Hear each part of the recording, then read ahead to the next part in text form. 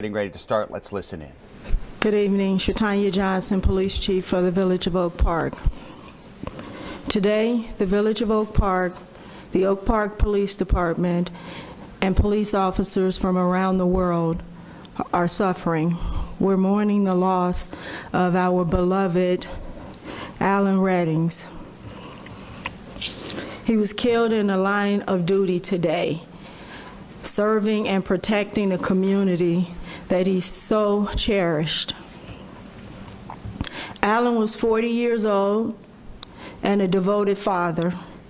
He leaves behind to mourn his loss his 19-year-old son, his mother and siblings, as well as a host of friends and officers. Alan started his career here with Oak Park Police Department on the 15th of May, 2019.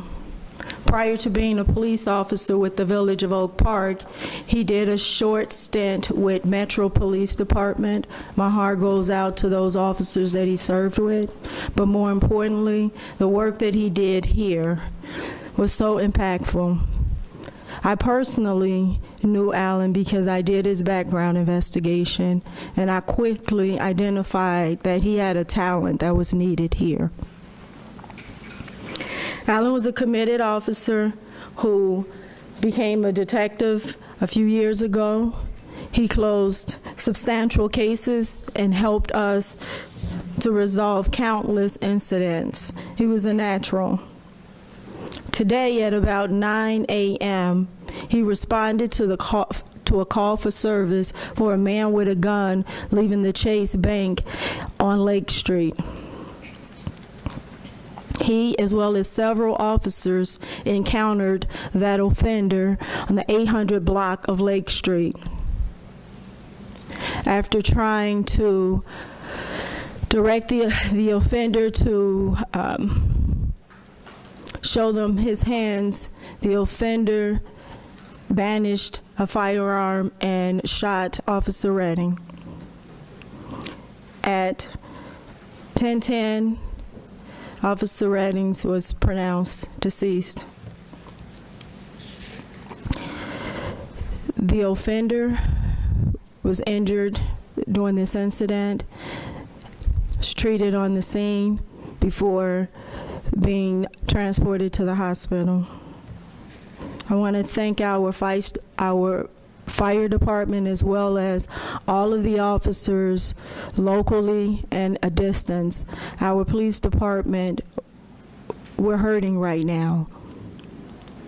I'm hurting. His family is hurting.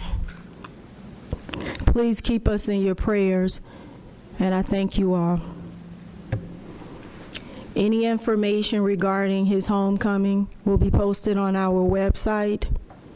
The investigation is ongoing, so I won't take any questions regarding the investigation.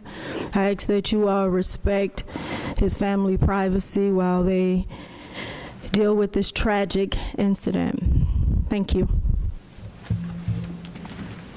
Chief, this is the first line of duty death for your department in 86 years. This is true.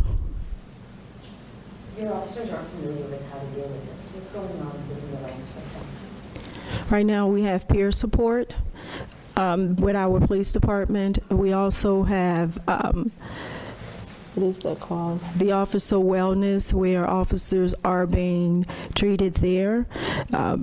We all have to go and do at least one visit a year, my apologies, and they made themselves available. We also have a very supportive chaplaincy program, all whom are here at the police department that was at the hospital with us. I'm hurting. This is the worst day of any chief of police. Any other questions? I know I said I won't answer any questions. I won't answer any about the investigation. Chief, there were responses from other departments around the western suburbs. Can you just talk a little bit about how the suburbs tend to work together in a situation like this? Sure, we wrap our arms around each other. Officers off-duty responded. Retired police officers responded to the hospital. Officers that left the police department to go to other police departments were there. Chiefs that retired from this department has already reached out. We have officers right now from other police department keeping our community keeping our police department, keeping our community safe while our police department process this incident. Chief, is the FBI involved at all because he was near a bank or in a bank? The FBI would be involved if there was a bank robbery. Right now, the state police is involved. What stands out about Detective Redden to you? You said community. Natural-born leader, devoted father. He loves his mother. We had so many conversations about his mother. I can go on and on about him. I did his background investigation to get him here. His son, a bright young man with a bright future ahead of him. He had a whole community there at the hospital. Were you the one that had to deliver that news to the family? A combination, yes. A Chicago police officer was shot and killed recently as well, trying to apprehend a suspect. Can you talk about any sense of increased danger for your officers and whether this suspect had a rifle, which made it more difficult? I won't answer any questions regarding the investigation. We want to preserve the integrity of the investigation. As it relates to officers, we all wake up every day understanding the commitment that we've chose to make with this profession. So we're prepared to do whatever we need to do to keep each other safe as well as the community safe. Was the offender taken to the same hospital as the officer? The offender was treated in a hospital, but I don't want to give him any other airtime other than that.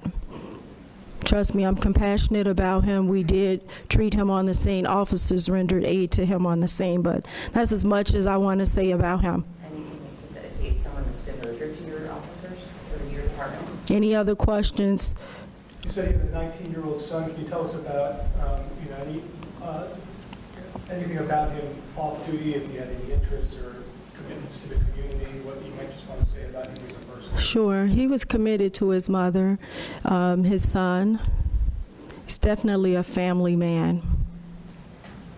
Did he have a career before joining the ranks of the police department here in New Hampshire? His career before Metro Police, I'm not sure of. Any big case, you said he closed some significant cases for you, any that covered how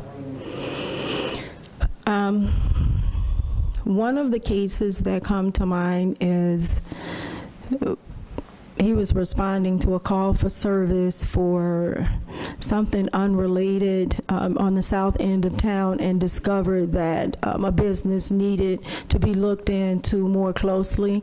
With that information, he shared it with other command staff members. We were able to close a business that was operating outside of the village values. Chief, was the library open? It had to give a library. The library was closed, sir. It was closed. Yes. Any other questions? I know you mentioned peer support, Chief. Can you just speak to how close-knit this department is? We have a very close-knit police department. Like I said, folks were at home celebrating the holiday and they came in. We have midnight officers here. Chicago Peer Support, they've been extremely supportive. We have one of our sergeants in particular, Sergeant Deichler. She's a Oak Park native. She actually went and picked up his mother. We are a family. If you ever come to any of our swearing-ins, that's the first thing you'll hear me say. We are a family. We support each other. Have you heard from the police chiefs of any surrounding? I have. Superintendent Larry Snelling? He sent a representative. How many officers do you have in this department? How many officers do we have currently? 86.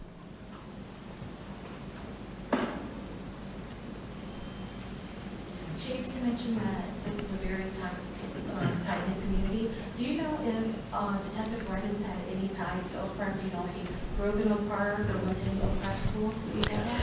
He is a resident of Chicago, but he spends a lot of time here, just as most officers. Have you been in touch with Oak Park Lodge 8? Is that the FOP? Yes. Okay. And do you know if they had a statement or if they had anything they wanted to release? Right now, they're supporting the officers. I'm sure they'll have a statement at a later time. When did he make detective? You said he started in 2019, but he started patrol. Yes, he started as a patrol officer in 2019. I appointed him to investigations. It might have been 2 years ago, 2 to 3 years ago. 2 years ago, correct. 2022. What about his service up until that point made you think he would make a great detective? I thought he would make a phenomenal field training officer as well, and I was looking very much forward to him becoming a sergeant. He was just a natural leader. Anything that he would always take the extra step, go the extra step, and that's huge. To say what else can be done. Was this, responding to the call this morning, was that something that was within his purview of his job title, or was he filling in because of the holiday? Right now, he was assigned to patrol because of our staffing concerns. Can you elaborate on your staffing concerns? That's been an ongoing issue. When I say concerns, that probably was not the right word. Yes. No, so with our staffing levels, we need to reassign officers back to patrol to make sure that we fill patrol. It was his regular work day. And witnesses said they'd seen him there working in that area for many days. So that was typical of his patrol, was to stop by that busy part of Lake Street, right? Yeah, our officers, this is a community policing community. We do business checks. You'll see officers on foot patrol, and I'm sure he was assigned to that area days earlier. Was he with a partner at the time? We ride solo patrol. Do you know if there's body camera video of the incident? I won't answer any questions regarding the incident. Our police department will issue body-worn cameras approximately 2 years ago. Any other questions? Can you tell us where the officer was shot in his body? Is that information being public? I'm sorry? Where he was shot?